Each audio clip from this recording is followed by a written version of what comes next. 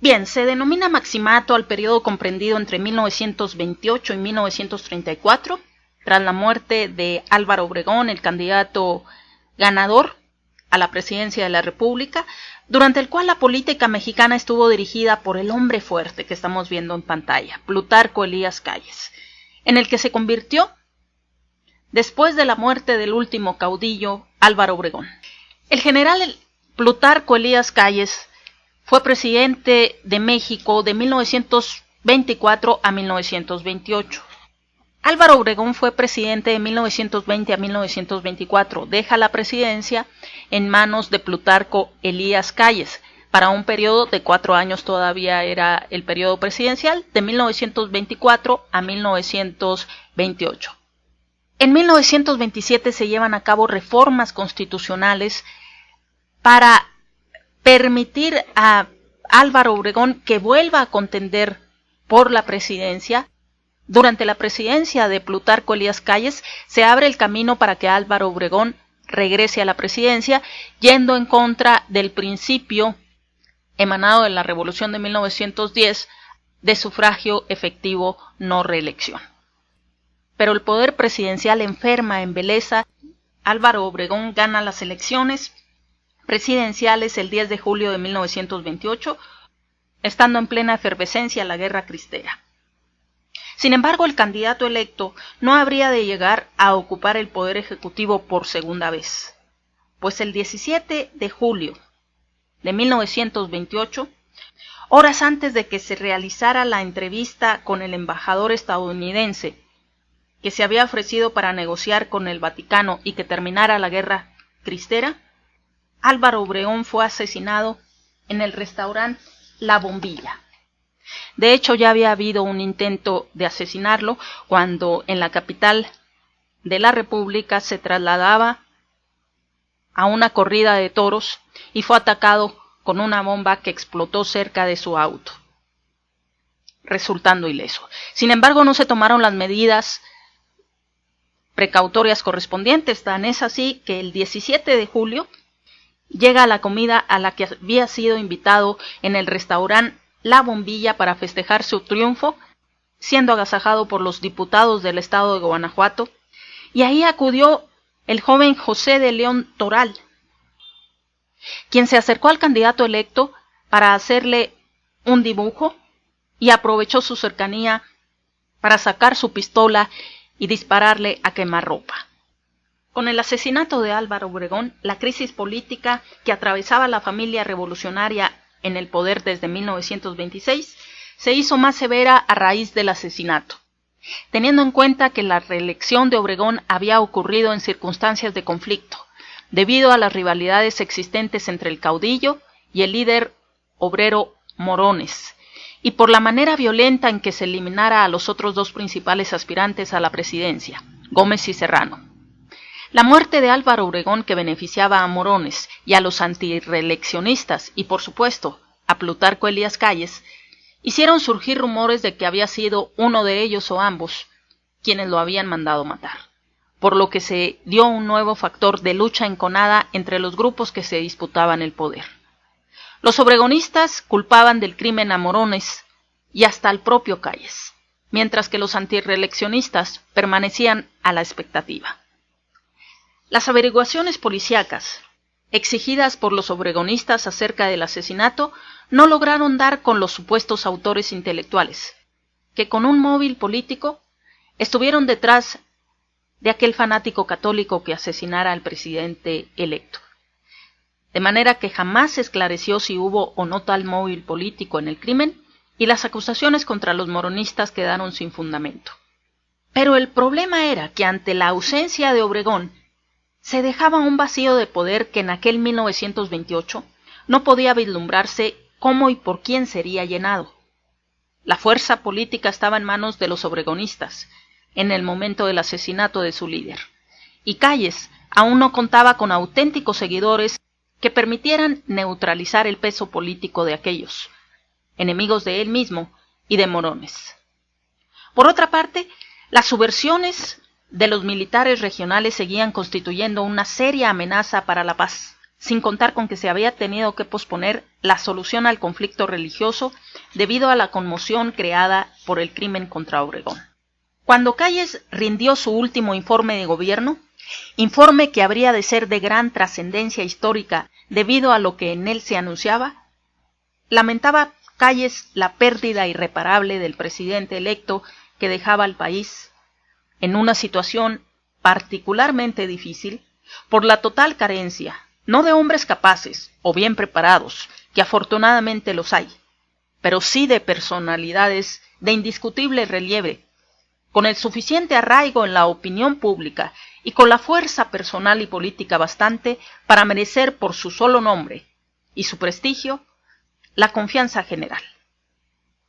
Con notable astucia, Calles no solo se abstuvo de considerarse facultado para ocupar el lugar de liderazgo que se dejaba vacío, sino que además supo utilizar el hecho de la desaparición del último caudillo para anunciar, en el mismo informe, que el país debía pasar de una vez por todas de la condición histórica del país de un solo hombre a la de la nación de instituciones, que habría de dejar atrás la era de los caudillos.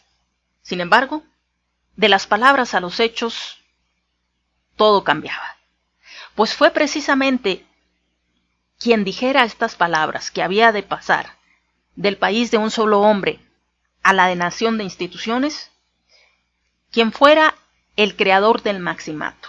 En los 6 años del maximato, aun cuando no lo pareciera, el país continuaría siendo de un solo hombre. Después de justificar la necesidad de aquel cambio, Calles manifestó en su informe la idea de constituir un gran partido revolucionario, que incorporara a los miembros de las diferentes facciones revolucionarias, destinado a controlar la política general del país, pero reconociendo la autonomía de los partidos locales.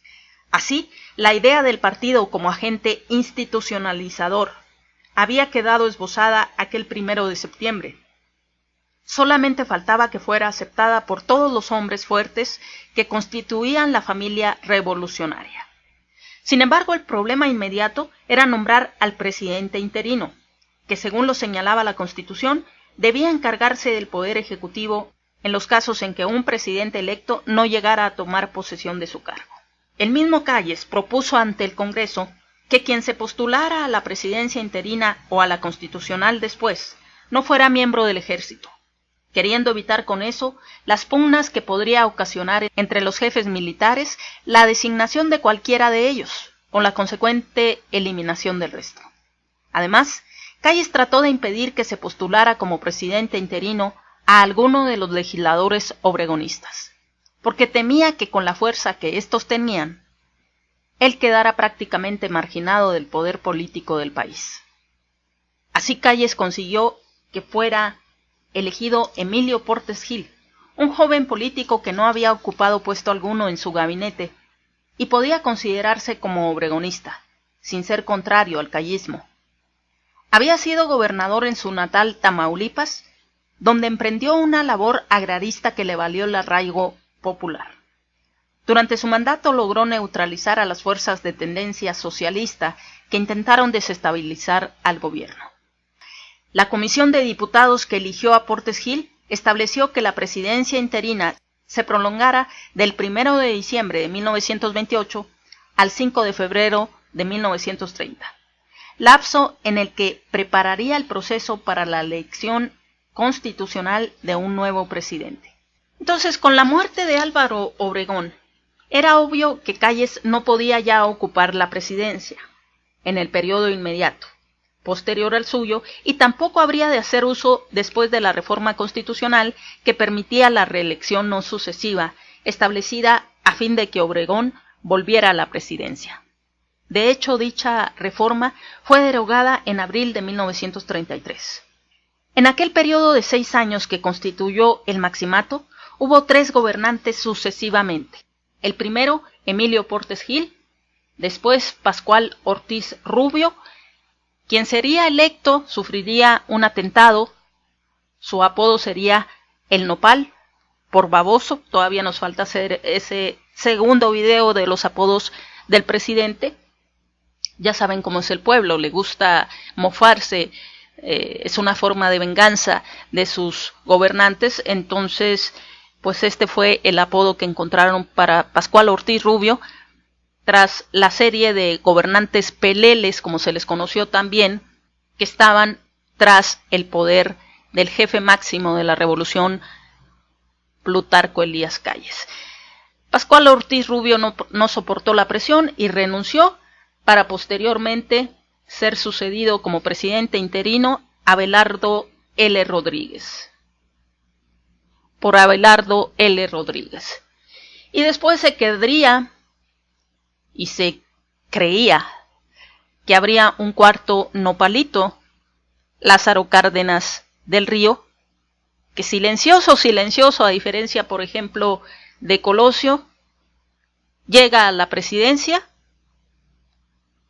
y posteriormente le da el espaldarazo al jefe máximo y lo expulsa del país, con aquella famosa frase con la que se iría: no me voy, me llevan, de Plutarco Elías Calles, asumiendo desde ese momento o reasumiendo desde ese momento el presidente de la República todo el poder concentrado en sus manos. Y a partir de entonces ya no sería real la frase que supuestamente se colocaría por el pueblo en la pared del castillo de Chapultepec, que en ese entonces todavía era habitada por los presidentes en turno. Y esa frase fue: aquí vive el presidente y el que manda vive enfrente. Pues fue una frase famosa para entender lo que fue el maximato en su momento. A partir de Lázaro Cárdenas se retoma el poder por 6 años, convirtiéndose prácticamente en una monarquía de 6 años, aunque parezca un contrasentido. Es decir, el poder máximo lo concentra el presidente durante esos 6 años para, en el momento en que elige a su candidato, empezar a perder el poder para que lo asuma el nuevo presidente. Entonces, recapitulando, el maximato inicia tras la muerte de Álvaro Obregón. Es elegido Emilio Portes Gil como presidente interino, convoca a elecciones extraordinarias, donde resultaría electo Pascual Ortiz Rubio, que tras su toma de posesión sufriría un atentado en su automóvil y después, al retomar el poder, entre comillas, pues sufriría los estragos de estar a disposición de lo que dijera el jefe máximo y de la presión correspondiente. Por lo tanto, renuncia al cargo de presidente de la República y se nombra como presidente interino a Abelardo L. Rodríguez, que estaría en la presidencia en el periodo de 1932 a 1934, para posteriormente ser sustituido por Lázaro Cárdenas del Río, quien sería presidente de 1934 a 1940, estrenando el periodo presidencial de 6 años. Eso sí, no le copiamos a Estados Unidos. Si no teníamos reelección, entonces al menos que el periodo fuera de 6 años. ¿Y quién se encargaría, tras las críticas a su gobierno por el jefe máximo, quién se encargaría de exiliarlo sin que se quedara callado? Además de la frase de no me voy, me llevan, también, pues previo a irse del país, Plutarco Elías Calles manifestó que México iba al comunismo, lo cual no fue así. Y con eso terminaríamos la exposición del maximato a grandes rasgos.